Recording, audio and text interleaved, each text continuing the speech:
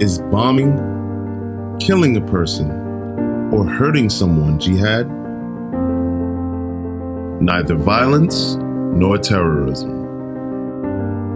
What then is jihad? Giving positive response to bitterness is jihad. Maintaining pleasant relations unilaterally is jihad. Forgiving someone who has wronged you is jihad. Keeping your heart free from hatred or malice is jihad. To practice patience in life is jihad.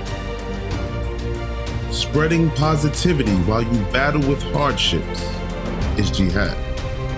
The only true jihad is that which is in accordance with Islam.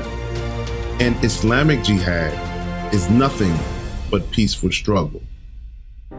Let's do jihad with our lives to become more positive, more tolerant, and more forgiving.